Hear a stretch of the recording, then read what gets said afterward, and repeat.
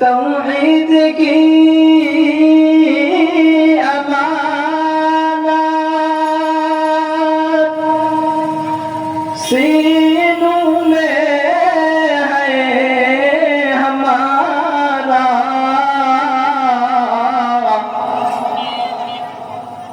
आसान नहीं मिटाना नामो निशान है हमारा। अल्हम्दुलिल्लाह, আল্লাহ তাআলার দরবারে লাখ কোটি শুকরিয়া যে রব্বুল আলামিন আমাদেরকে হাজারো মানুষ থেকে বাছাই করে সুস্থতার সাথে এরকম দ্বীনি মাহফিলে আসার এবং বসার তৌফিক দান করেছেন। এজন্য সকলে রব্বুল আলামিনের দরবারে কালিমাতুশ শুকর আদায় করছি। সকলে বলি আলহামদুলিল্লাহ। আজকের এই কাসিমুল উলামা ইসলামিয়া মাদ্রাসার উদ্যোগে আয়োজিত দ্বিতীয় বার্ষিক ওয়াজ ও দোয়া মাহফিলের সম্মানিত সভাপতি এসে উপস্থিত হয়েছেন এবং আরো বিজ্ঞ হযরত উলামায়ে কেরাম আলোচনা পেশ করবেন এবং এই মাহফিলটাকে শেষ পর্যন্ত কামিয়াব করার জন্য আপনারা শেষ পর্যন্ত থাকতে রাজি আছেন তো ইনশাআল্লাহ? আল্লাহ তাআলা আমাদের সবাইকে কবুল করে নিন, বলেন আমিন। মুহতারাম হাজির, আমরা ভূমিকা ছাড়াই আমাদের আলোচনায় চলে যাই। আল্লাহ পাক রব্বুল আলামিন আমাদের এই মানুষগুলোকে যে দুনিয়াতে পাঠিয়েছেন, তো আল্লাহ তাআলা বিনা কোনো কারণে কি আমাদের মানুষগুলোকে দুনিয়াতে পাঠিয়ে দিয়েছেন? বিনা কোনো কারণে পাঠাই নাই। আল্লাহ তাআলা বলতেছে যে আমি এই মানুষগুলোকে দুনিয়াতে পাঠিয়েছি, আমি মালিকের বড় উদ্দেশ্য আছে। তো দুনিয়াতে যে কোনো শ্রেণীর মানুষ সে যে কোনো কাজ করার আগে তার মাথার ভেতরে একটা প্ল্যান সাজায় নেয়। একজন মানুষ আগামীকাল আসার আগে সে আগামীকাল কি করবে এটা আজকে রাত্রে সে ভেবে রাখে, ঠিক না? হ্যাঁ, তো ঠিক আল্লাহ তাআলা এরকম আমরা মানুষগুলো দুনিয়াতে আসার আগেই আল্লাহ তাআলা একটা উদ্দেশ্য রেখে দিয়েছিলেন যে এই মানুষগুলোকে আমি দুনিয়াতে পাঠাবো। এই মানুষগুলোকে শুধু দুনিয়াতে পাঠায় ক্ষান্ত হবে না, বরং এই মানুষগুলোকে দুনিয়াতে পাঠাবে একটা নির্ধারিত সময় থাকবে। আল্লাহ তাআলা কোরআনে এভাবে বলতেছে, ওয়ালিকুল্লি উম্মাতিন আজাল ফাইযা জাআ আজালুহুম লা ইস্তাখিরুনা সাআতান ওয়া লা ইস্তাকদিমুন। আল্লাহ বলতেছে এই মানুষগুলোকে নির্দিষ্ট একটা সময় দিব, তো এই সময়টা যখন শেষ হয়ে যাবে, ওয়ালিকুল্লি উম্মাতিন আজাল, প্রত্যেকটা মানুষের একটা নির্দিষ্ট সময় আছে, তো এই সময়টা যখন শেষ হয়ে যাবে, ফাইযা জাআহুম আখাযনাহুম বাগতাতান সুম্মা আখাযনাহুম বাগতাতান, তো সময় শেষ হয়ে যাবে, তো এই মানুষটাকে মালাকুল মউত এসে জানটাকে কবজ করতে 1 মিনিট দেরিও করবে না। আমরা আমাদের চোখের সামনে কত না মানুষকে দেখেছি আমাদের সাথেই চলতো বসতো ফিরতো, এই মানুষগুলো দুনিয়া থেকে বিদায় নিয়ে চলে গেছে, ঠিক কি না? হ্যাঁ, আপনাদের এখানে মসজিদ আছে না? মসজিদের মধ্যে বারান্দায় খাটিয়া রাখা আছে কিনা? খাটিয়া রাখা আছে না? তো মসজিদের খাটিয়াটাও আপনাকে আমাকে জানায় দেয়, মসজিদের খাটিয়াটাও জানায় দেয় যে তোমার আমার গন্তব্য এ দুনিয়া নয়, বরং একদিন এই খাটিয়াতে গোসল করিয়ে সাদা কাপড়ে মুড়িয়ে তোমাকে 3.5 হাত মাটির নিচে নিয়ে চলে যাবে। তো আমরা মানুষগুলো এই খবর জানি, আমরা সবাই জানি দুনিয়া থেকে চলে যেতে হবে, আমরা জানি না সবাই? মুহতারাম হাজিরিন, আমি খুতবার মধ্যে যে আয়াত তেলাওয়াত করেছি, আল্লাহ তাআলা বলতেছেন, আউযু বিল্লাহি মিনাশ শাইতানির রাজীম, বিসমিল্লাহির রাহমানির রাহিম, আফাহাসিবতুম আন্নামা খালাকনাকুম আবাস। আল্লাহ তাআলা বলে, আফাহাসিবতুম আন্নামা খালাকনাকুম আবাস, ও দুনিয়ার মানুষ তোমরা কি মনে করেছো আমি আল্লাহ তোমাদেরকে দুনিয়াতে অনর্থক বানায় শেষ করে দিয়েছি? আল্লাহ বলে আমি কি তোমাদেরকে দুনিয়ার মধ্যে অনর্থকভাবে বানায় দিয়েছি? তুমি কি এই চিন্তায় ধারণা করে দুনিয়ার মধ্যে বসে আছো?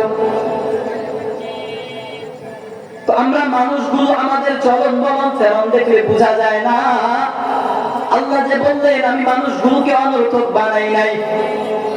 আফাহাসিবতুম আন্নামা খালাকনাকুম আবাস ওয়া আন্নাকুম ইলাইনা লা তুরজাউন। আল্লাহ বলে আমি রবের দিকে কি তোমাদের প্রত্যাবর্তন হবে না? আমরা মানুষগুলো কি আল্লাহর দিকে ফিরে যাব না? হ্যাঁ, আমরা মানুষগুলো কি আল্লাহর দিকে ফিরে যাব না? তো আল্লাহ এটাই বলতেছে আপনার আমার কর্মকাজ দেখলে তো বোঝা যায় না, আপনার আমার কর্মকাজ দেখলে বোঝা যায় না, মনে হয় আমি সারা জীবন দুনিয়াতে থেকে যাব। তো আল্লাহ এটাই বলতেছে মানুষগুলো কি মনে করেছে আমি আল্লাহ এই মানুষগুলোকে অনর্থক বানায় শেষ করে দিয়েছি, এই মানুষগুলোর প্রত্যাবর্তন আমি রবের দিকে হবে না। আল্লাহ তাআলা জানায় দেয় আমি মানুষগুলোকে উদ্দেশ্য ছাড়া বানাই নাই, অথচ মানুষগুলো দুনিয়ার জমিনের মধ্যে এমন ভাবে চলতেছে যেন তাদেরকে কোনো উদ্দেশ্য নিয়ে আমি আল্লাহ দুনিয়ার জমিনে পাঠাই নাই। অথচ আল্লাহ জানায় দেয় ভালো করে বুঝবেন মুসলমান, আল্লাহ বলে আমি আল্লাহ মানুষগুলোকে কেন বানাইলাম? আল্লাহ বলে আল্লাযী খালাকাল মাউতা ওয়াল হায়াত, আমি আল্লাহ মানুষগুলোকে জীবন দিয়েছি আবার মরণ দিব কেন? কারণ কি? আমরা মানুষগুলো রবকে জিজ্ঞেস করতে পারি আয় আল্লাহ মানুষগুলোকে দুনিয়ার মধ্যে পাঠানোর কারণ কি? আল্লাহ তাআলা জানায় দেয় লিয়াবলুয়াকুম আইয়ুকুম আহসানু আমালা। আল্লাহ তাআলা মানুষের প্রশ্নের জবাবে রব বলে আমি তোমাদেরকে দুনিয়াতে পাঠাই লিয়াবলুয়াকুম আইয়ুকুম আহসানু আমালা, তোমাদের মধ্য থেকে কার আমল সবচাইতে বড় দামি হয়, কে ইবাদতের দিক থেকে আমি মালিকের কাছে দামি হয়, এই আমল দেখার জন্য আমি আল্লাহ দুনিয়াতে তোমাদেরকে পাঠিয়েছি। তাহলে এক নম্বর কারণ কি? এক নম্বর কারণ একটু মনে রাখতে হবে। হ্যাঁ, এক নম্বর উদ্দেশ্য আল্লাহ বলে আমি তোমাদেরকে দুনিয়াতে পাঠিয়েছি পরীক্ষা নেওয়ার জন্য। কিসের জন্য? আল্লাহ বলে পরীক্ষা নেওয়ার জন্য। দুই নাম্বার আল্লাহ বলে আমি রবের উদ্দেশ্য হলো আমি আল্লাহ মানুষগুলো এবং জিনগুলোকে বানিয়েছি কিসের জন্য? আল্লাহ বলে ওয়ামা খালাকতুল জিন্না ওয়াল ইনসা ইল্লা লিয়াবুদুন, আমি আল্লাহ জিন এবং মানুষকে বানাই নাই। আল্লাহ কি বলে বুঝবেন? আল্লাহ বলে ওয়ামা খালাকতুল জিন্না ওয়াল ইনসা, আমি জিন এবং মানুষকে বানাই নাই। এটা কোনো কিছু হইল? আল্লাহ বানাইছে না?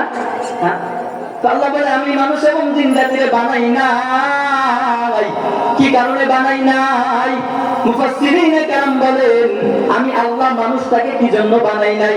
বলে যখন মসজিদে আযান হয়ে যাবে মসজিদের সামনে দিয়ে তুমি চলে যাবে, এই জন্য আমি আল্লাহ তোকে বানাই নাই।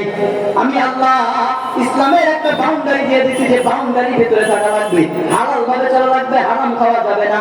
হারাম খাওয়ার জন্য আমি আল্লাহ তোকে বানাই নাই, হারাম ভাবে বিল্ডিং বানানোর জন্য আমি আল্লাহ তোকে বানাই নাই।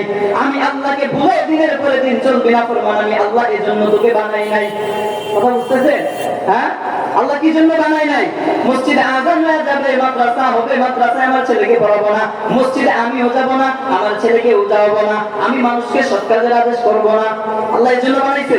আল্লাহ বলে না না, আমি আল্লাহ তো এই জন্য বানাই নাই। বানাইছি কারণ কি? বলে ইল্লা লিয়াবুদুন। আল্লাহ বলে হরফ ইস্তিসনা না, আল্লাহ জানায় দিয়েছে আমি মানুষগুলোকে বানাইছি আমি রবের ইবাদতের জন্য। তাহলে এক নম্বর কারণ কি ছিল? লিয়াবলুয়াকুম, আল্লাহ বলে পরীক্ষা নেওয়ার জন্য। দুই নম্বর কারণ কি? ইবাদতের জন্য। তিন নম্বর আল্লাহ বলতেছে মানুষগুলোকে আমি কেন বানিয়েছি? আল্লাহ বলে কুনতুম খায়রা উম্মাতিন উখরিজাত লিন-নাস তা'মুরুনা বিল মা'রুফি ওয়া তানহাউনা 'আনিল মুনকার। আমি আল্লাহ এই মানুষগুলোকে বানাইলাম, শুধু মানুষ বানায় দিছে এমন নয়। আল্লাহ বলে মানুষগুলোকে কুনতুম খায়রা উম্মাহ, পৃথিবীর জমিনের মধ্যে শুরু থেকে শেষ পর্যন্ত যত উম্মত এসেছিল সব উম্মতগুলোর মাঝে আল্লাহ তাআলা আমাদেরকে শ্রেষ্ঠ বানায় দিয়েছে। তাহলে আমরা কি সব উম্মতের থেকে শ্রেষ্ঠ উম্মত?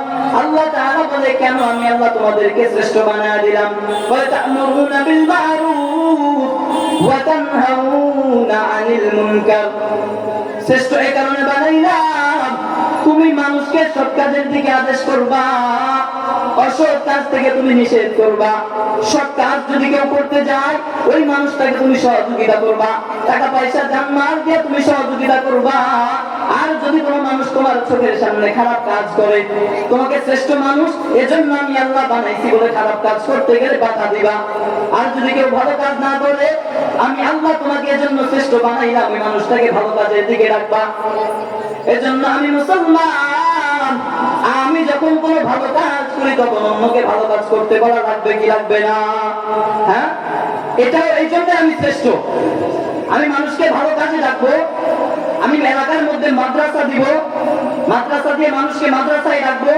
এজন্য আল্লাহ শ্রেষ্ঠ বানাইছে কথা বুঝলেন হ্যাঁ এই যে হুজুর এখানে মাদ্রাসা দিছে উনি শ্রেষ্ঠ কাজ করতেছে আল্লাহর ভাষায় উনি সৎ কাজের দিকে রাখতেছে আপনাদেরকে আপনিও বাঁচেন আপনার ছেলেকেও বাঁচান ইহকালও বাঁচেন পরকালও বাঁচান কথা বুঝতেছেন হ্যাঁ আল্লাহ এমনি এমনি বানায় নাই তো এই যে আমরা মানুষগুলো যে দুনিয়ার পেছনে ছুটতে ছুটতে পাগল হয়ে যাইতেছি ইমাম গাজালি রাহমাতুল্লাহি আলাইহি বলে ও যুবক তুমি দুনিয়ার পেছনে ছুটতে ছুটতে পাগল হয়ে গেছো তুমি এই কথা জানো না কোন মিল কারখানার ফ্যাক্টরির মালিক যেন তোমার কাপড়ের কাপড়টা বানায় তোমার দোকানে চলে এসেছে দোকানদার তোমার পরিবারের কাছে কাপড় বেচার অপেক্ষায় আছে অথচ তুমি যুবক এখনো পরের দিনের স্বপ্ন নিয়ে ঘুমাও ঠিক কিনা ইমাম গাজালি রাহমাতুল্লাহি আলাইহি বলতেছে তো দুনিয়ার মোহটা আমাদেরকে কেমন ভাবে খেয়ে ফেলেছে ইমাম গাজালি বলে নবী আলাইহিস সালাম হাদিসের মাধ্যমে জানায়া দিয়েছেন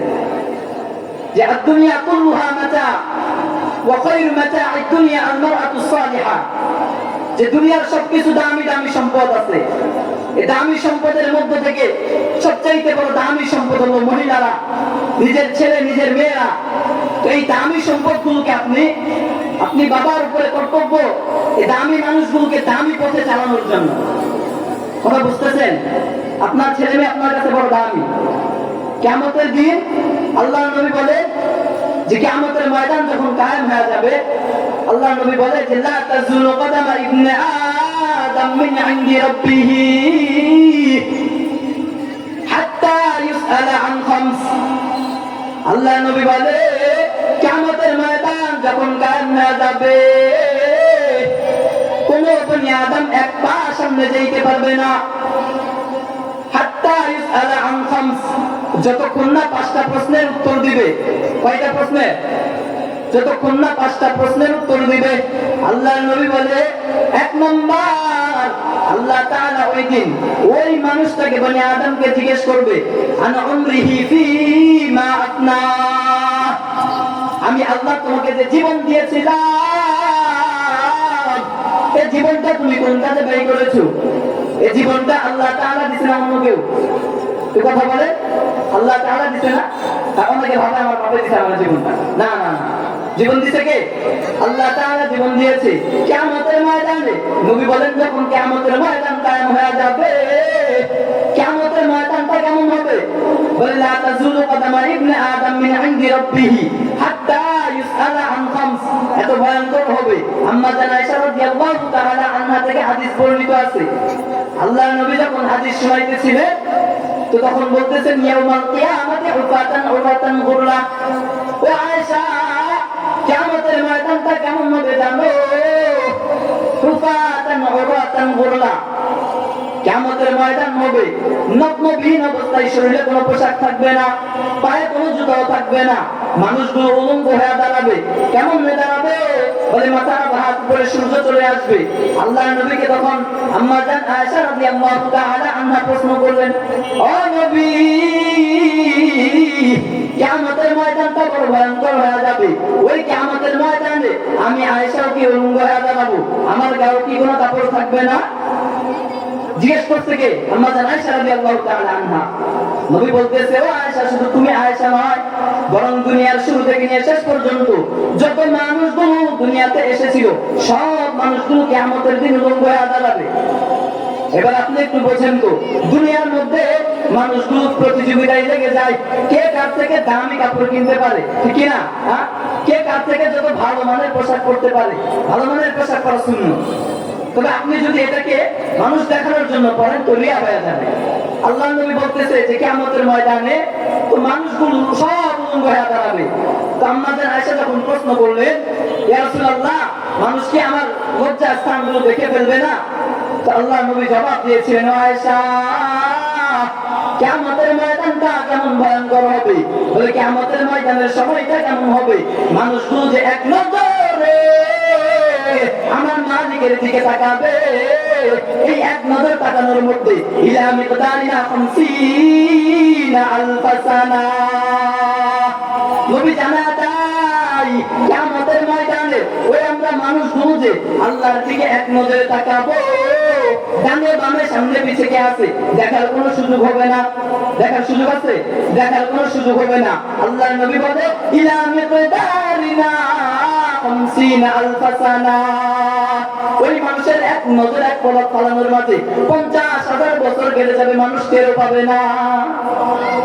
আমরা দুনিয়ার মধ্যে পলক ফালালে সেকেন্ডও লাগে না, কিন্তু কিয়ামতের ময়দানটা এত ভয়ঙ্কর হবে, মানুষ এত পেরেশানির মধ্যে থাকবে, ওই পেরেশানিটা এই এক পলকটা কত হবে নবী হাদিসের মাধ্যমে জানায় দিয়েছে। 50,000 বছর হবে সেই সময়টা। তা আপনার ডাইনে কে আছে, আপনার বামে কে আছে, এত সুযোগ নাই। কথা বোঝেন নাই? এবার হট পয়েন্টে আসেন। প্রথমে যে বলেছিলাম আল্লাহ তাআলা আমাদেরকে দুনিয়াতে অনর্থ বানাই নাই। আপনার ছেলে মেয়েগুলো আপনার কাছে বড় দামি, কথা বলেন না, আপনার ছেলে মেয়ে আপনার কাছে দামি সম্পদ। এই যে কিয়ামতের ময়দানে তো ভয়ঙ্কর অবস্থা হয়ে গেল দুনিয়ার মধ্যে। আমি মানুষগুলো দুনিয়ার পেছনে থাকার কারণে এত পাগল হয়ে গেছি, আখিরাত পৌঁছানোর ফিকির আমার ভেতরে বিলকুল নাই। আমিও যে চলে যাব, আমার বাবা চলে গেছে, দাদা চলে গেছে, কত মানুষের জানাজা আমি পড়িয়েছি, তো আমার ভেতরে এই ফিকিরটা আসতেছে না। ইমাম গাজ্জালী রাহমাতুল্লাহি আলাইহির নাম বললাম না একটু আগে, ইমাম গাজ্জালী রাহমাতুল্লাহি আলাইহির কাছে এই যে দুনিয়ার মোহে পড়ে আমি আপনি আখিরাতটাকে ধ্বংস করে দিতেছি, ইমাম গাজ্জালী রাহমাতুল্লাহি আলাইহির কাছে এসে এক যুবক বলে, ও ইমাম গাজ্জালী,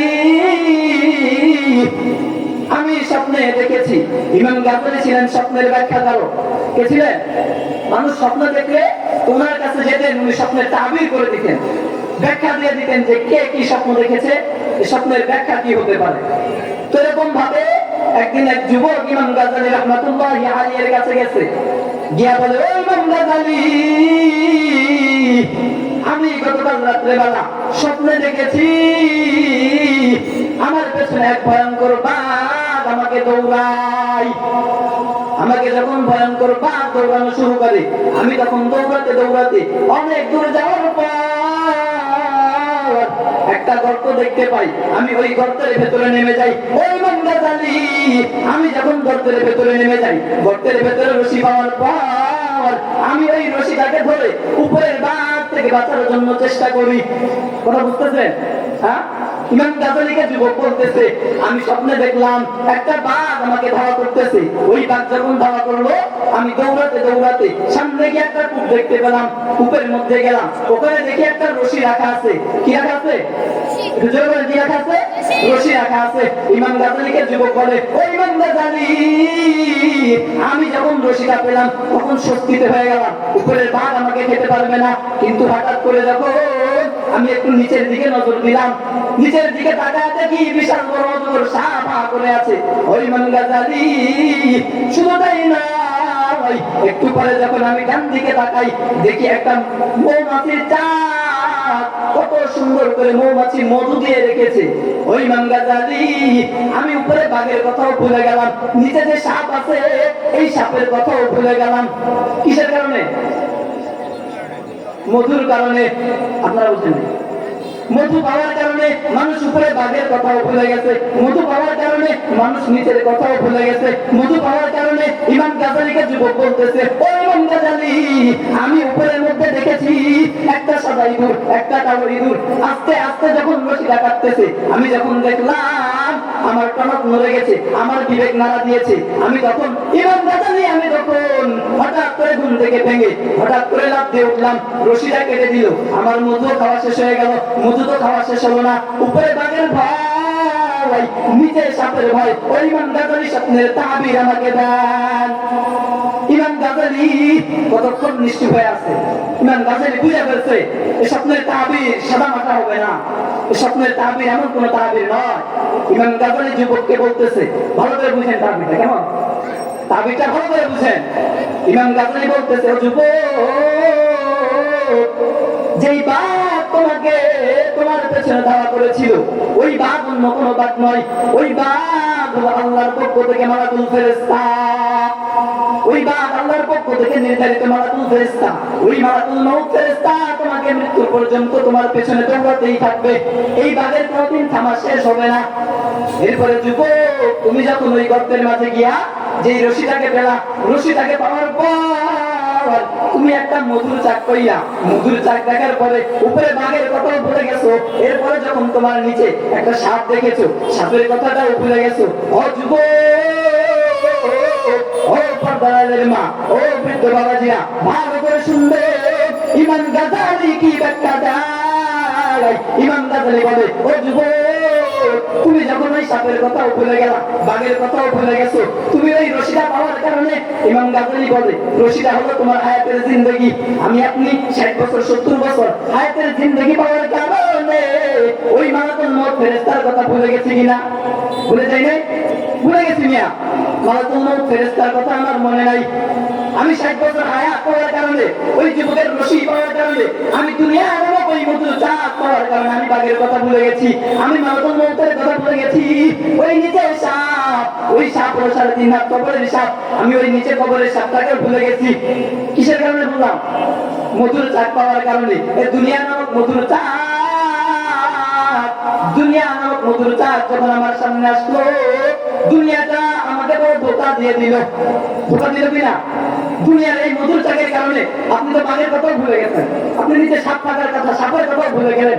আপনি যখন একটু পরে তাকায় দেখলেন ওই যুবক বলতেছে, ওই ইমাম গাজালি, আমি যখন দেখলাম সাদা ইঁদুর কালো ইঁদুর দুইটা রশি কেটে দেয়, ইমাম গাজালি বললেন, ও যুবক, এটা অন্য কিছু নয়, এটা হলো রবের পক্ষ থেকে আল্লাহ যে তোমাকে রাত দেয়, আল্লাহ যে তোমাকে দিন দেয়। ওই রাত আর দিন, ওই রাত আর দিনের পরিবর্তনের কারণে, রাত আর দিনের পরিবর্তনে ইঁদুর যেমন রশি কেটে দেয়, রাত আর দিনের পরিবর্তনের কারণে আল্লাহ তাআলার পক্ষ থেকে মালাকুল মউত ফেরেশতা তোমার হায়াতের জিন্দেগি কাটতেছে। কথা বুঝছে? একটা রাত একটা দিন যায়, ওই যুবকের মতো রশি কাটার মতো দিন চলে যাচ্ছে, অথচ আপনি আমি এখনো দুনিয়ার পেছনে বেঁচে। কবি শেয়ারের মাধ্যমে জানা যায় মৃত্যু কেমন নিশ্চিত। বলে, মাউতু কাসিম কুল্লু নাসিন শারিবুন, কবরু বাইতিন কুল্লু নাসিন দাখিলুন। কবি বলেন, মাউত এমন একটা পাত্র, যেই পাত্র থেকে সবাইকে পান করা লাগবে। আপনি চাইলেও পান করতে হবে, না চাইলেও পান করতে হবে। ওয়া কবরু বাইতিন কুল্লু নাসিন দাখিলুন, কবর এমন একটা ঘর, যেই কবরের মধ্যে আপনি মানুষ চাইলেও যেতে হবে, না চাইলেও যেতে হবে। কারণ এই নির্দেশ কার থেকে? নির্দেশ কার? আল্লাহ না? আল্লাহ কি বলছে? লিকুল্লি উম্মাতিন আজাল ফাইদা জাআ আজালুহুম লা ইস্তাখিরুনা সাআতান ওয়া লা ইস্তাকদিমুন। সময় যখন এসে যাবে তো 1 সেকেন্ড দেরি করা হবে না, 1 মুহূর্ত দেরি করা হবে না, আপনাকে নিয়ে চলে যাবে। তো আপনি শুনে যান, আপনি জীবনে কোন ওয়াজ শুনেন? আপনি জীবনে দাড়ি পাকায় ফেলছেন, এখানে সব মুরব্বীরা, এখানে তো কেউ যুবক বসবে না, বুঝছেন নাই? হ্যাঁ, এরা এখন দুনিয়া নিয়ে ব্যস্ত হয়ে আছে। তো মুরব্বী বুঝছে আমার হায়াতের জিন্দেগি শেষ হয়ে গেছে। ওই যে ওই যুবকের মতো রশিটা কাইটা দিতেছে, তো তার মধু খাওয়ার সময়টাও শেষ হয়ে গেছে। যুবকের বৃদ্ধের শরীরে আর শক্তি পাচ্ছে না, তো বৃদ্ধ মানুষ কি আর করবে? আল্লাহ তাআলা এখানে যারা আসছেন, আল্লাহ সবাইকে মাফ করে দেন, বলেন আমিন। আল্লাহ তাআলা আমাদের সবাইকে মাফ করে জান্নাত বানায় দেন, আমিন। মুহতারাম হাজিরিন, এই যে এই বৃদ্ধ মানুষগুলো কবি এক সুন্দর শেরের মাধ্যমে বলেছেন, আল্লাহ লাইতা শাবাবা ইয়াউদু, আল্লাহ লাইতা শাবাবা ইয়াউদু ফাউখবিরহু বিমা ফাআলাল মাসিব। বৃদ্ধ ডেকে ডেকে বলে, আয় হায়, যদি আমার যৌবনকালটা ফিরে আসতো, যদি আমার যৌবনকালটা ফিরে আসতো, আজকে বার্ধক্য আমি বৃদ্ধের সাথে যে আচরণ করে আমি আমি মন চাইলে কোনো জায়গায় যাইতে পারি না। এক যুবক যেরকম ভাবে যায় বৃদ্ধরা যাইতে পারে না। তো এই বৃদ্ধ তখন আফসোস করে বলে, আমার যদি যৌবন থাকতো, আমি আজকে বৃদ্ধ কাল আমার সাথে যে আচরণ করতেছে, বৃদ্ধ আফসোস করে বলে আমি ওই যৌবন কাল তারে শোনায় দিতাম। এজন্য যৌবনের বড় দাম, কথা বুঝছেন? এজন্য যৌবনটার বড় দাম। যারা যুবক আছে, যারা যুবতী আছে, আল্লাহ তাআলা এদের ব্যাপারে কি বলে? এই মানুষগুলো যখন ইবাদত করতে থাকে তখন আল্লাহ তাআলা ফেরেশতাদেরকে নিয়ে গর্ব করতে থাকে। যুবক যখন জমিনের মধ্যে সিজদা দিল, আল্লাহ তাআলা ফেরেশতা নিয়ে গর্ব করতে থাকে, ইন্নী উবাহি বিহিল মালাইকা। মানুষদের কাছে গর্ব নয়, আল্লাহর যুবক যখন জমিনে সিজদা দেয়, আল্লাহ ফেরেশতাদেরকে নিয়ে গর্ব করে আর বলে, ওই দেখো যুবক আমার কদরতি কদমে সিজদা দিয়া দিছে। এই সব মানুষগুলো যখন দুনিয়া থেকে বিদায় নেওয়ার সময় হয়ে যাবে, যুবকের এক দাম, বৃদ্ধ মানুষের এক দাম। কথা বুঝতেছেন?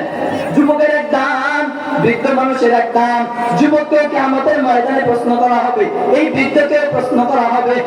ও মাতার নাযিরিন, আল্লাহ নবী জানায় দিয়েছে, আলা কুল্লুকুম রাঈন ওয়া কুল্লুকুম মাসউলুন আন রাইয়াতিহি।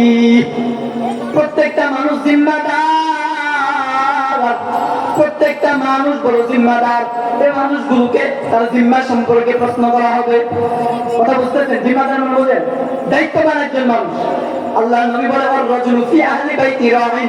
একজন বাবা, ও বাবা ভালো করে শুনেন, ও মা ভালো করে শুনেন।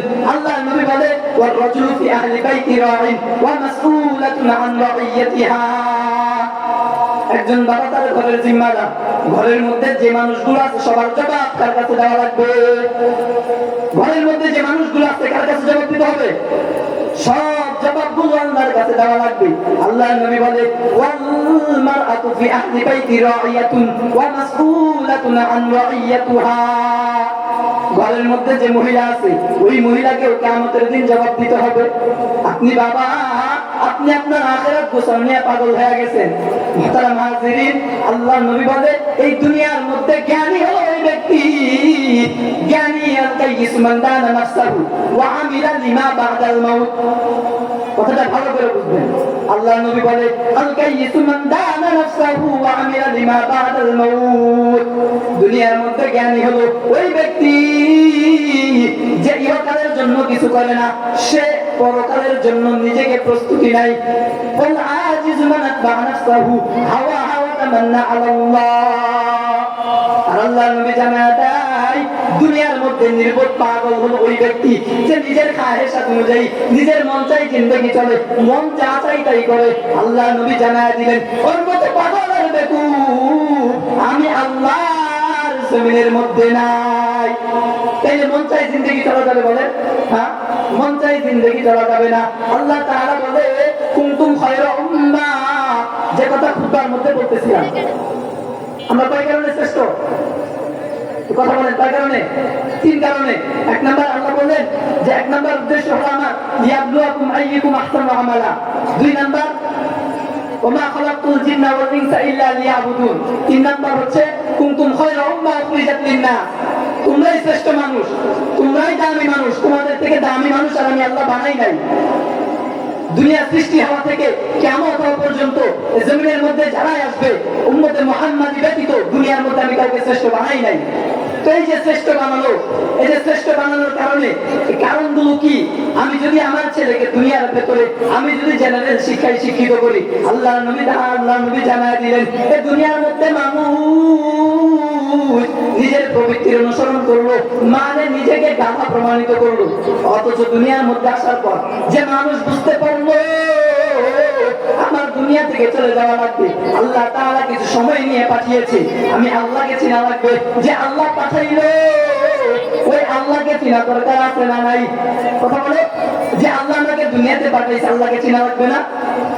এক গাছের নিচে এক ভিখারি প্রত্যহ ঘুমায়, কোনো কাজ করে না। প্রত্যেক দিন এক মালিক এসে তাকে খাবার দেয়া যায়। কথা বুঝবেন? এক ভিখারি গাছের নিচে ঘুমায়, এক মালিক এসে প্রত্যেকদিন খাবার দিয়া চলে যায়।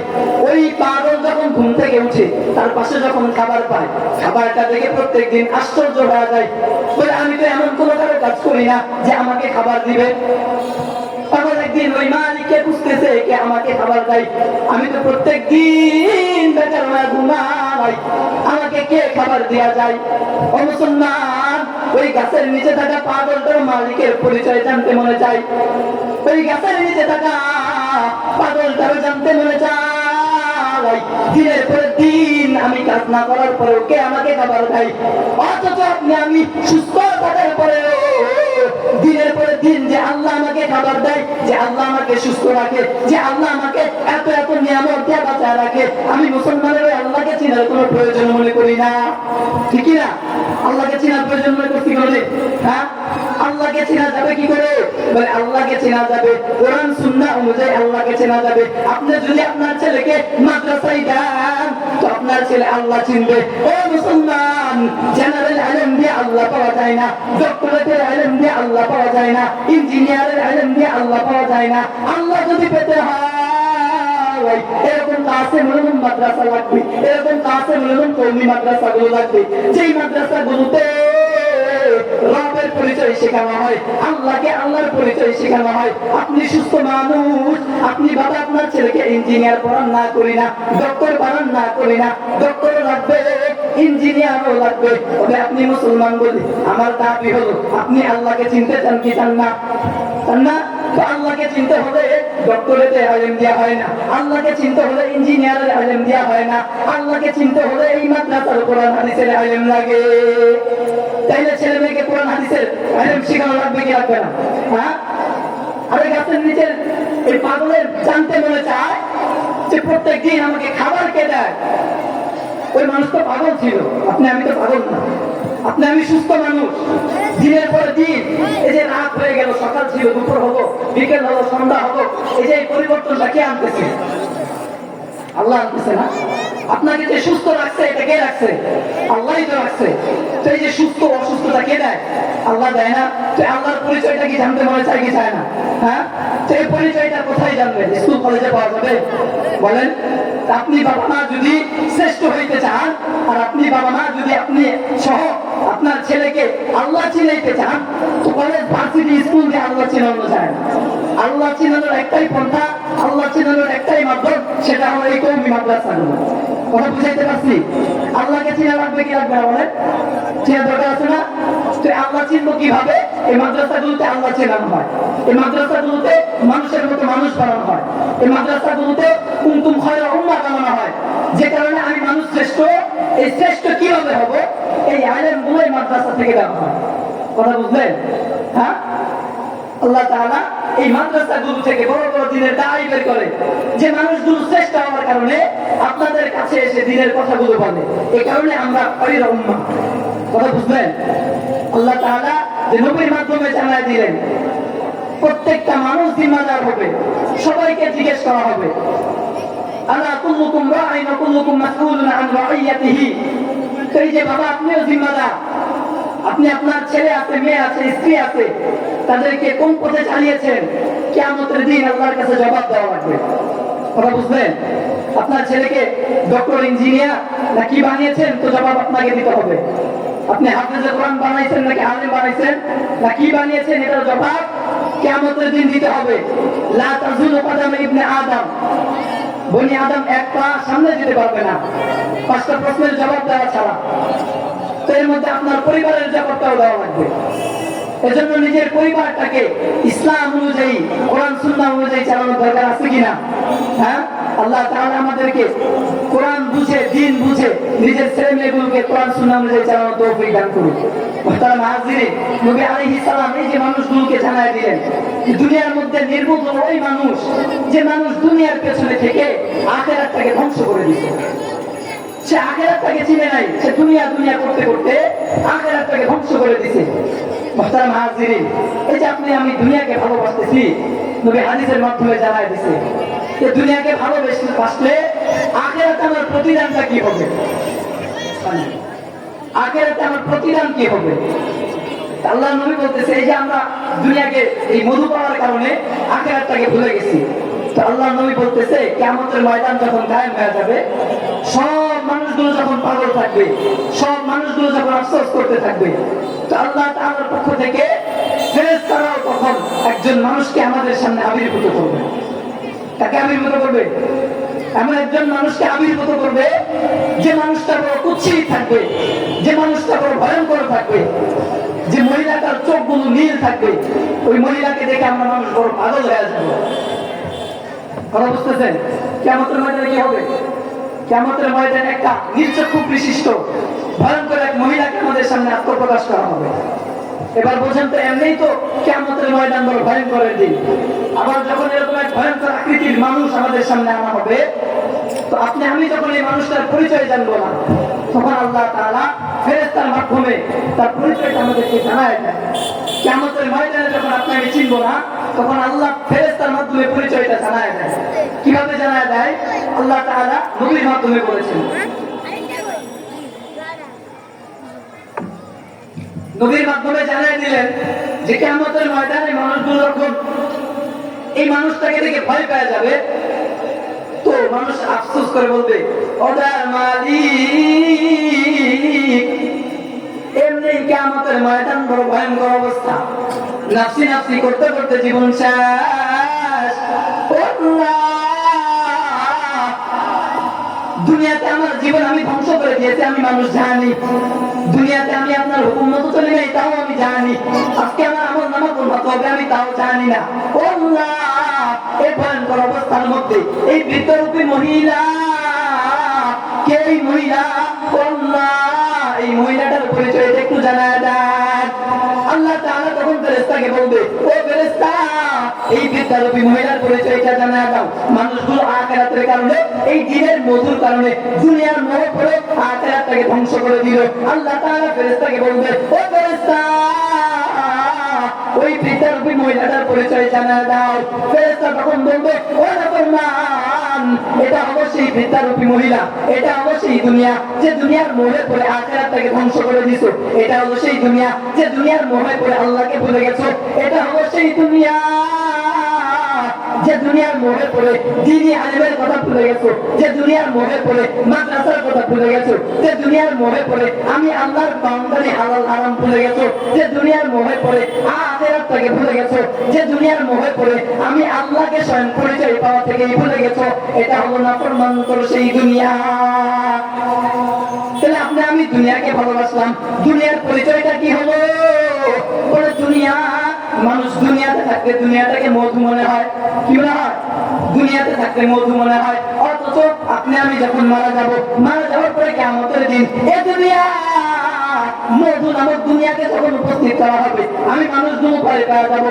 আল্লাহকে বলবো, ও মালিক, আমি এর চিনি না, পরিচয় করা দেন। আল্লাহ যখন দুনিয়ার পরিচয় করা দিবে, আল্লাহ ফেরেশতাকে বলবে, পরিচয় শেষ। আল্লাহ বলবে, মানুষের বিচার পরে, আগে মানুষগুলো যাকে ভালোবাসতো এই দুনিয়া নামক বৃদ্ধারূপী মহিলাকে জাহান্নামে নিয়ে যা। মানুষের বিচার কখন হবে? মানুষের বিচার পরে হবে। আপনি মানুষ যাকে ভালোবাসতে, যে দুনিয়ার মোহে পড়ে আখিরাতটাকে ধ্বংস করে দিয়েছিলেন, তো ওই দুনিয়াটাকে ফেরেশতার মাধ্যমে আল্লাহ বলবে, ও ফেরেশতা, এই বৃদ্ধারূপী মহিলাটাকে জাহান্নামে নিয়ে যা। আল্লাহর ওয়াদার পায়া ফেরেশতা যখন এই বৃদ্ধারূপী মহিলাকে জাহান্নামে নিয়ে যাবে, আল্লাহর নবী হাদিসের মাধ্যমে জানায় দিলেন, ওই বৃদ্ধারূপী মহিলা আল্লাহ তাআলার কাছে বলবে, ও দয়ার মালিক, দুনিয়ার মধ্যে থেকে যারা আমি দুনিয়াকে অনুসরণ করেছিল, আমি দুনিয়ার কারণে তোমাকে ভুলে গিয়েছিল, আল্লাহ, আমি দুনিয়া যাদেরকে ধোঁকা দিতে বাধ্য হয়েছিলাম, আমি দুনিয়া যাদেরকে ধোঁকা দিয়েছিলাম, ও দয়ার মালিক, আমি দুনিয়ার মধুর কারণে যারা মাদ্রাসা মসজিদ চিনে নাই, আল্লাহ, আপনি নাকি আমাদের ময়দান ইনসাফ করবেন। দুনিয়া বলবে আল্লাহর কাছে, আপনি দুনিয়াকে ভালোবাসলেন। দুনিয়া বলতেছে, আল্লাহ, আজকে ইনসাফ করার দিন, আমার প্রতি ইনসাফ করে দেন। আল্লাহ বলবে, দুনিয়া তুমি কি চাও? ওই বৃদ্ধারূপী মহিলা তখন বলবে, আল্লাহ, দুনিয়ার মধ্যে যারা আমার মোহে আসক্ত ছিল, যারা আমার দুনিয়ার মোহের কারণে আখিরাতটাকে ধ্বংস করে দিতে, ও মালিক, ওই বৃদ্ধারূপী মহিলার চাওয়ার কারণে আল্লাহ বলবে, ওই যারা দুনিয়াকে ভালোবাসতো এই মানুষগুলোকে আমার সাথে জাহান্নামে দিয়া যায়। দুনিয়াকে ভালোবাসার কারণে কি হলো? এই বৃদ্ধারূপী মহিলা এই দুনিয়া আপনাকে রবের কাছে চেয়ে চেয়ে করে নিল। কোথায় নিল বুঝেন নাই? রবের কাছে চেয়েছে আপনাকে আমাকে জাহান্নামে নিয়ে গেল। এই বৃদ্ধারূপী মহিলা কেমন ভয়ঙ্কর! আপনি অথচ দুনিয়ার মোহ থেকে ফিরে আপনি যদি কোরআনকে ভালোবাসেন, আপনি যদি হাদিসকে ভালোবাসেন, আপনি যদি মাদ্রাসা মসজিদকে ভালোবাসেন, কি হবে শুনবেন? হ্যাঁ, কিয়ামতের দিন কোরআন হাদিসের ফজিলত কি, এর উপকার কি শুনবেন? দুনিয়াকে ভালোবাসলে তো আপনি জাহান্নামে হয়ে যেতেছেন। কথা বুঝাইতে পারি নাই মনে হয়? আপনি দুনিয়াকে ভালোবাসলে কি হলো? দুনিয়া আপনাকে রবের কাছে চায় জাহান্নামে নিয়ে যায়। তবে আপনি যদি কোরআনকে ভালোবাসেন, আপনি যদি কোরআন ওয়ালাকে ভালোবাসেন, আপনি যদি মসজিদ মাদ্রাসাকে ভালোবাসেন, ওয়ালাদেরকে ভালোবাসেন, তাদেরকে ভালোবাসলে কি হবে? হাদিসের মধ্যে নবী এটাও বলে দিয়েছেন, আপনি মানুষ যদি কোরআনকে ভালোবাসেন, আল কোরআন হুজ্জাতুল লাকা ওয়া আলাইক, নবী হাদিসের মাধ্যমে জানায় দিলেন এই কোরআন কিয়ামতের ময়দানে তোমার পক্ষে যাবে। আল কোরআন হুজ্জাতুল লাকা ওয়া আলাইক, কোরআন তোমার পক্ষে আসবে অথবা তোমার বিপক্ষে যাবে।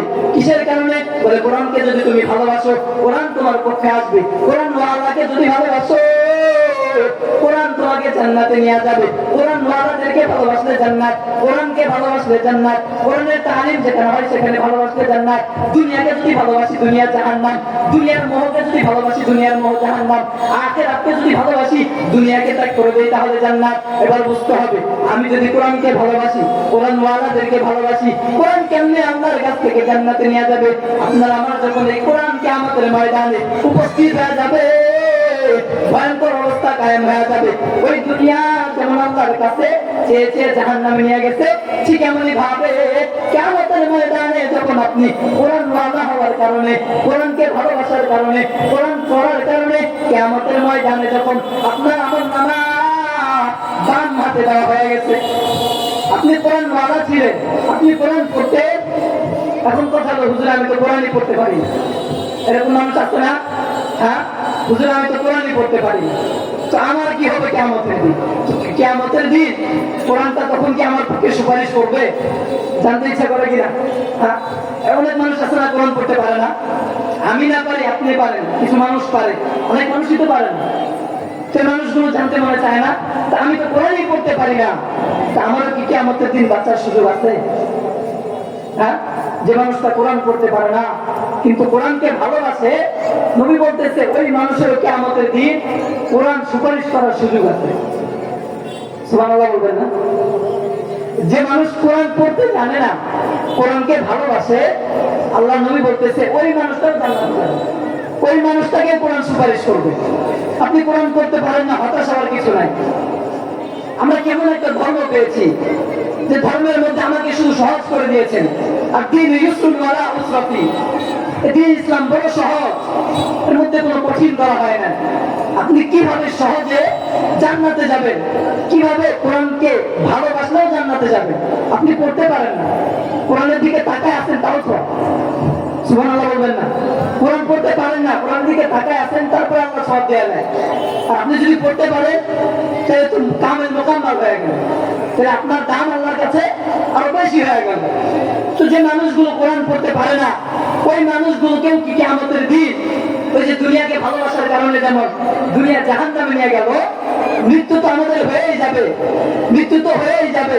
এমন একটা দিনে তো আসবে যেদিন কিয়ামতের ময়দানে আমার নামও দেওয়া হবে, যেদিন আমার ভাই আমাকে চিনবে না, আমার মা আমাকে চিনবে না, আমার ছেলে আমাকে চিনবে না। তো ওই দিনের উপকারের জন্য এই কোরআনকে ভালোবাসার দরকার আছে না নাই? ভালোবাসার দরকার আছে না? তো আমি কোরআন পড়তে না পারলেও আমি যদি অন্তত কোরআনকে মহব্বত করি, কোরআন ওয়ালাকে মহব্বত করি, এই দিনী মাদারিস গুলোকে যদি মহব্বত করি, সুনজরে তাদের দিকে তাকাই, তো আল্লাহ তাআলা নবী জানায় দিয়েছে এদের মাধ্যমে কিয়ামতের দিন কোরআন সুপারিশ করে জান্নাতে নিয়ে যাবে। সুবহানাল্লাহ বলবেন না? এটা কোরআন না পড়তে পারলেও লাভ আছে, ঠিক না? এমন একটা ইসলাম পাইছি যেটা না পড়তে পারলেও, অন্যান্য শিক্ষা অন্যান্য ধর্মের মধ্যে পড়তে পারলে লাভ, না পড়তে পারলে লাভ, কিন্তু আল্লাহ এমন একটা ধর্ম আমাদেরকে দিচ্ছে যেটা আপনি পড়তে পারেন না, নেক নজরে সওয়াবের আশায়, আয় আল্লাহ এই কোরআনটা তো তোমার কালাম, এই কোরআনটা তো তোমার কালাম। ও মালিক, দুনিয়ার ব্যস্ততার কারণে বয়স হয়ে গেছে, কোরআনটাকে আমি শিখতে পারি নাই। ও আল্লাহ, হাদা কালামুল্লাহ, ও আল্লাহ এটা তো তোমারই কালাম। ও আল্লাহ, ভালোবেসে যদি আপনি রাতের বেলা ঘুমানোর আগেও কোরআনটাকে রবের ভালোবাসায় বুকে জড়ায় নিয়ে ঘুমায় যান, তো কিয়ামতের ময়দানে আপনার এই ভালোবাসার কারণে কোরআন আপনাকে জান্নাতে নিয়ে যাবে।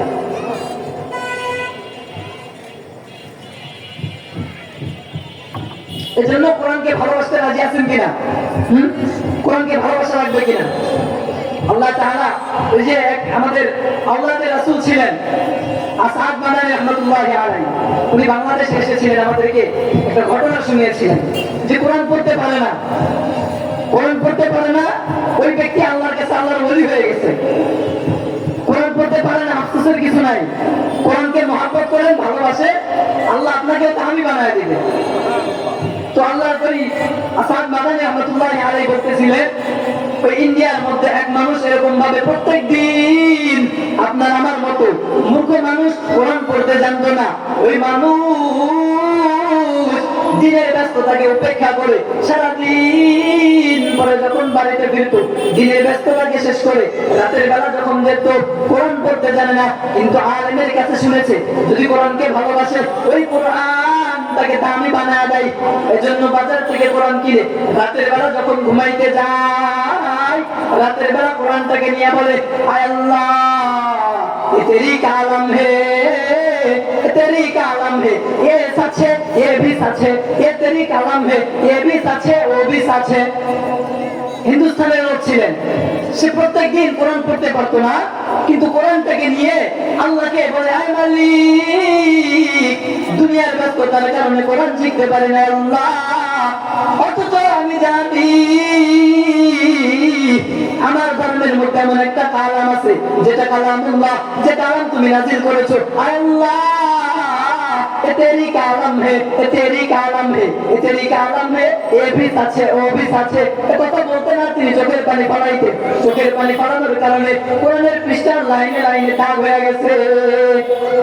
তো বান্দা পড়তে জানে না, সে প্রত্যেক দিন রাতে এমন করে বলে, আল্লাহ ये तेरी कालम है, ये भी सच है, वो भी सच है। আল্লাহ এটা তোমারই কালাম, এটা তোমারই কালাম। আল্লাহ কি যে লিখতে বান্দা এটা জানে না। কথা বুঝছেন? আমাদের তো অনেক মানুষ আছে কোরআন পড়তে জানে না, কিন্তু এটা তো জানে এটা আল্লাহর কালাম, জানে না। তো আপনি আমিও যদি মহব্বত করে রাতের বেলা ঘুমানোর আগে যদি কোরআনটাকে মহব্বত করে এরকম লাইনের নিচে দিয়ে হাত ঘুরাই আর বলি, আল্লাহ এটা তো তোমারই কালাম, ও আল্লাহ এটা যা বলছো সত্যই বলছো, মিথ্যা কিছু বলা হয় নাই, আল্লাহর কালামের মধ্যে মিথ্যা কোনো কিছু নাই। আল্লাহ কোরআনটা তো পড়তে পারি না, ও আল্লাহ এটাও তোমার কালাম, এটাও তোমার কালাম। আল্লাহ এটাকে ভালোবেসে আপনি যদি চোখের পানি ফেলান, তো আপনিও আমার কাছে দামি আসবেন। আফসোসের কিছু আছে বলেন? তো ওই বান্দা যে কোরআনকে ভালোবাসতো, পড়তে জানে না, সে বলতো এ ভি তেরা কালাম রে, ও ভি তেরা কালাম রে। এই বান্দা একদিন মারা গেছে। মারা যাওয়ার পরে গ্রামের মানুষগুলো সব ব্যতিব্যস্ত হয়ে গেছে। গ্রামের মধ্যে এমন অবস্থা, কেউ জানাজার নামাজ পড়াইতে পারে না। মানুষ যে মারা গেছে কিভাবে জানাজা পড়াবে জানে না। তারা গোসল টোসল দিতে কোনো মতো যাওয়ার পরে এই মানুষটাকে নিয়ে রাস্তার সাইডে এসে দাঁড়ায় আছে। তারা আগন্তুকের অপেক্ষা করতেছিল যদি এই কোরআনের পাগলের কারণে কোন এক আল্লাহর বান্দা এসে এই মানুষটাকে জানাজা দিয়ে দেয়। মুসলমান কথাটা ভালো করে বুঝবেন, কোরআনকে ভালোবাসার কারণে, কোরআন পড়তে জানে না, কোরআনকে ভালোবাসার কারণে, কোরআন ওয়ালাকে ভালোবাসার কারণে মৃত্যু হয়ে গেছে। আপনি কোরআন পড়তে পারেন না, চিন্তার কারণ নাই। আপনি কোরআনকে ভালোবাসেন, কোরআন ওয়ালাকে ভালোবাসেন। কোরআন ওয়ালাকে ভালোবাসলে, কোরআনকে ভালোবাসলে মারা যাওয়ার পরে কি হবে? ওই বান্দা যখন মারা গেছে, মানুষগুলো যখন রাস্তায় নিয়ে এসে রেখেছে, আল্লাহর উপর ভরসা করে, আয় আল্লাহ এমন একটা মানুষকে আপনি পাঠায় দেন যে মানুষটা এই বান্দার জানাজা করাবে, যে মানুষটা এই বান্দার জানাজা করে 3.5 হাত মাটির নিচে শরিয়া মোতাবেক কবর দিবে। আল্লাহ তাআলা এরকম ভাবে এক বান্দার উপরে ওহী পাঠায় দিয়েছে। আল্লাহ তাআলা বলে, ও গোলাম উম্মুক এলাকায় যাও, উম্মুক এলাকায় আমি আল্লাহর এক বান্দা আছে, যেই বান্দা আমি মালিকের কালামকে পড়তে জানতো না, কিন্তু কালামকে তোর দিল দিয়া ভালোবাসতো, এই কালামকে তোর মহব্বত করতো। ও বান্দা দুনিয়া থেকে মিলাই নিয়ে চলে গেছে। আমার এই মাসুদের গোসল দেওয়ার কেউ নাই, আমার এই মাসুদের দাফন দেওয়ার কেউ নাই। আমি আল্লাহ তোকে এলহাম করে জানাই দিলাম ওই বান্দার কাফন দাফন করে, ওই বান্দার দাফন করে ওই গ্রামের মানুষগুলোকে তুমি বোঝায় দাও, যদি মানুষ কোরআনকে ভালোবাসে, কোরআনের কারণে আমি আল্লাহ মানুষটাকে কতটা আমি বানায় দিতে পারি। আল্লাহ তাআলা যখন ওই বান্দার কাছে এলহাম পাঠায় দিতে, ওই বান্দা ওই এলাকায় গেছে, যাওয়ার পরে বুঝলে দেখে আব্দুর রহমান নামে ঠিকই এক বান্দা দুনিয়া থেকে বিদায় নিয়ে চলে গেছে। দুনিয়ার মানুষ, ওই এলাকার মানুষগুলো অবাক হয়ে গেছে, আরে দিন হুজুর মানুষ, এরা তো দুনিয়ার কেউ চিনে না, এরা তো দুনিয়ার আমরা ভালো করে চিনি না, তুমি এক হুজুর মানুষ, বুজুর্গ মানুষ, তুমি কেমনে চিনলা? নবী হাদিসের মাধ্যমে জানায় দিলেন বুজুর্গ মানুষ চেনার পদ্ধতি কি। যদি কোনো মানুষ আল্লাহ তাআলার কাছে প্রিয় হয়ে যায়, ইন্নাল্লাহ তাআলা আহাব্বা আবদান নাতা জিবরাইল, আল্লাহ নবী বলে যদি কোনো বান্দা আল্লাহর কাছে প্রিয় হয়ে যায়, কথা বুঝবেন, যদি আল্লাহর কোনো বান্দা আল্লাহর কাছে প্রিয় হয়ে যায়, ইন্নাল্লাহ তাআলা আহাব্বা আবদান নাতা জিবরাইল, কোন বান্দা কোরআনকে ভালোবাসার কারণে রবের কাছে দামি হয়ে গেছে, কোন বান্দা মাদ্রাসাকে ভালোবাসার কারণে দামি হয়ে গেছে, কোন বান্দা নবীর সুন্নতকে ভালোবাসার কারণে রবের কাছে দামি হয়ে গেছে, তো আল্লাহ নবী বলে আল্লাহ তাআলা নাতা জিবরাইল ফেরেশতাদেরকে ডেকে বলে, ও ফেরেশতা ফাহিব্বুহু ফায়ুহিব্বুহু, আল্লাহ ফেরেশতাকে বলে, ও ফেরেশতা আমি আমার এই বান্দাকে ভালোবাসি, আমি আল্লাহ যেহেতু ভালোবাসি, তুমি ফেরেশতাও তাকে ভালোবাসো। তাহলে যে বান্দা আল্লাহর কাছে কবুলিয়াত হয়ে যায়, আল্লাহ তাকে ভালোবাসতে থাকে, শুধু আল্লাহ ভালোবাসে না, আল্লাহ ফেরেশতাকে অর্ডার করে আমি আমার ওই বান্দাকে ভালোবাসি। ও বান্দা কোরআন পড়তে জানে না, কোরআনকে ভালোবাসে, এজন্য আমি আল্লাহ তাকে ভালোবাসি। আজান দিতেছি, মুহতারাম হাজিরিন, যে কথা বলতেছিলাম, আমি তো কোরআন পড়তে পারি না, আমি যদি কোরআনকে ভালোবাসি, কোরআন ওয়ালাকে ভালোবাসি, তো দামি বানাই দিবে কে? আল্লাহ দামি বানায় দিবে। আমি তো দুনিয়া থেকে চলে যাব, আমার তো কত মানুষ দুনিয়া থেকে চলে গেছে, আমার দাড়িটাও পেকে গেছে। হ্যাঁ, কিছু যুবক ভাবে আরে আমি তো মাত্র যুবক, তা আমি আর করে, আমি তো বৃদ্ধ হওয়া লাগবে নাকি? বৃদ্ধ না হলে মরবে না, আল্লাহ জানাই দিছে লিকুল্লি উম্মাতিন আজাল, একটা নির্দিষ্ট সময় আছে, তো সময়টা আসলে সবাই চলে যাবে। সেজন্য দামি হওয়া যাবে কোরআনকে ভালোবাসলে, কোরআন ওয়ালার বাবা মা হলে, কথা বুঝছেন? কোরআন ওয়ালার বাবা মা হলে কেমন দামি হবে কিয়ামতের ময়দানে। মুসনাদ আহমদ শরীফের হাদিসের মধ্যে আল্লাহ নবী জানায় দিয়েছে যে কিয়ামতের ময়দানে যখন আল্লাহ তাআলা সব মানুষগুলোকে একত্রিত করবে, ওই কিয়ামতের ময়দানে কোরআন সাহেবে কোরআনকে গিয়া বলবে আনা সাহিবুল কোরআন, কোরআন ওই হাফেজে কোরআনের কাছে গিয়া বলবে, ধরেন আপনি আপনার ছেলেকে হাফেজ বানাইছেন, আপনি বাবা ছেলেকে হাফেজ বানানোর কারণে কিয়ামতের ময়দানে কোরআন আপনার ছেলেকে গিয়া বলবে আনা সাহিবুল কোরআন, আমি হলাম তোমার দুনিয়ার সেই কোরআন। আপনার ছেলে কোরআনকে চিনবে না, আপনার ছেলে বলবে আল্লাহ আরিফুকা, আমি তোমাকে চিনি না। তখন আল্লাহ নবী হাদিসের ভাষায় জানায় দেয় আমি হলাম তোমার দুনিয়ার ওই কোরআন, যে দুনিয়ার কোরআন তোমাকে রাতের বেলা ঘুমাইতে দেই নাই, দুনিয়ার সব মানুষগুলো 9টা 10টা পর্যন্ত ঘুমায়, আমি কোরআন তোমাকে সাহায্য করতে, আমি কোরআন তোমাকে রাতের 3টা বাজে জাগায় দিতাম, আমি তোমাকে রাতের বেলা ঘুমাইতে দেই নাই, রমজান মাস আসলে তারাবির নামাজে দীর্ঘক্ষণ দাঁড়ায় রাখতাম, আমি হলাম দুনিয়ার তোমার সেই কোরআন। একটু পরে যখন ওই আপনার ছেলেটা যখন একটু ডান দিকে তাকাবে, শুধু তাই নয়, ওই হাফেজে কোরআন যখন ডান দিকে তাকাবে, আল্লাহ নবী হাদিসের মাধ্যমে জানায় দিলেন ডান দিকে তাকানোর পরে দেখবে তার বাবার মাথার ভেতরে এমন দামি মুকুট পরানো, তার মা বাম দিকে থাকবে, মায়ের মাথায় এত দামি মুকুট পরানো। ওই ফেরেশতারা দুনিয়ার মানুষগুলো সব জিজ্ঞেস করবে আয় আল্লাহ, দুনিয়ার এই ভয়ঙ্কর অবস্থার মধ্যে দুনিয়ার মানুষগুলো কিয়ামতের ময়দানে আসার পরে যে ভয়ঙ্কর অবস্থা কায়েম হলো, এই যে এই দুইজন মানুষ দামি হয়ে গেল কি কারণে? আপনারা বুঝতেছেন? আল্লাহর কাছে সব মানুষগুলো বলবে আয় আল্লাহ, এই ভয়ঙ্কর ময়দানে মানুষগুলো দামি হয়ে গেল কেমনে? আল্লাহ তাআলা আগে ওই বাবা মা জিজ্ঞেস করবে, আল্লাহ তাআলা বাবা মার জবাবে বলবে আর আখযু সাহিবুল কোরআন, আল্লাহ তাআলা জানায় দিবে আখযু মা সাহিবুল কোরআন, আপনারা হলেন কোরআন ওয়ালার বাবা মা, আপনারা হলেন কোরআন হাফেজের বাবা মা, এই কারণে আমি আল্লাহ কিয়ামতের ময়দানে দামি বানায় দিছি। বলে কেমন দামি বানায় দিবে? বলে মাথার মধ্যে যে মুকুট দিবে, বাবা আর মাকে সম্মানিত করবে, বলে 10 দুনিয়ার সমান মূল্য যদি দেওয়া হয়, 10 দুনিয়ার সমান মূল্য দিলেও বাবা মার মুকুটের সমান হবে না, এত দামি আপনাকে বানায় দেওয়া হবে। সেজন্য ছেলে মেয়েকে মাদ্রাসায় দিয়া হাফেজ বানানোর ইচ্ছা আছে নাকি আপনাদের? হ্যাঁ, ইচ্ছা আছে না? এখানে মহিলারাও আছে, ছোট একটা হাদিস বলে শেষ করে আল্লাহ নবী হাদিসের মাধ্যমে জানায় দিয়েছে, আল্লাহর আতু ইদা সাল্লাত খামসাহা, মহিলাদের জান্নাতে যাওয়া বড় সহজ। আল্লাহ নবী বললেন, আল্লাহর আতু ইদা সাল্লাত খামসাহা ওয়া সামাত শাহরাহা ওয়া আতাআত বা'লাহা ওয়া আহসানাত ফারজাহা ফালতাদখুল মিন আইয়ি শাইইন মিন আবওয়াবিল জান্নাহ। আল্লাহ তাআলা বললেন, নবীর মাধ্যমে জানায় দিয়েছে, ওই সকল মহিলারা জান্নাতে যাবে যে সকল মহিলা চারটা গুণ অর্জন করবে। এক নাম্বার গুণ, আল্লাহর আতু ইদা সাল্লাত খামসাহা। ও মা, ভালো করে শুনেন, আল্লাহর নবী জানায় দিলেন, আপনি যখন নামাজ আদায় করবেন, এই নামাজ আপনাকে জান্নাতে নেওয়ার কারণ হবে। আল্লাহর নবী জানায় দেয়, আপনি যখন আপনার স্বামীর আনুগত করলেন, এই স্বামীর আনুগত করাটাও আপনাকে জান্নাতে নিয়ে যাবে। আল্লাহর নবী বললেন, নিজেকে যখন হেফাজত করলো, নিজের সতীর্থের হেফাজত। আল্লাহ নবী বলে, একজন মহিলা যখন নিজের সতীর্থের হেফাজত করলো, তো এই সতীর্থের হেফাজতের কারণে আল্লাহ তাআলা তাকে জান্নাতি বানায় দিবে।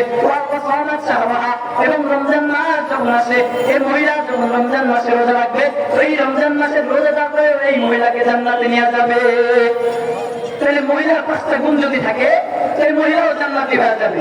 এক নাম্বার যদি নামাজ পড়ে, 2 নাম্বার স্বামীর অনুগত করে, স্বামীর অনুগত করা লাগবে, স্বামীর কথা না মানলে হবে না। 3 নাম্বার নিজের সতীর্থের হেফাজত করে। 4 নাম্বার যদি রমজান মাস আসে, নিজের জীবন আসে রমজান মাস পায়া রমজানটাকে কাজে লাগায়, তো ওই মহিলাটাও জান্নাতি হবে। কেমন জান্নাত? বলে, মিন আইয়ি শাইইন আবওয়াবিল জান্নাহ, জান্নাতের 8টা দরজা আছে।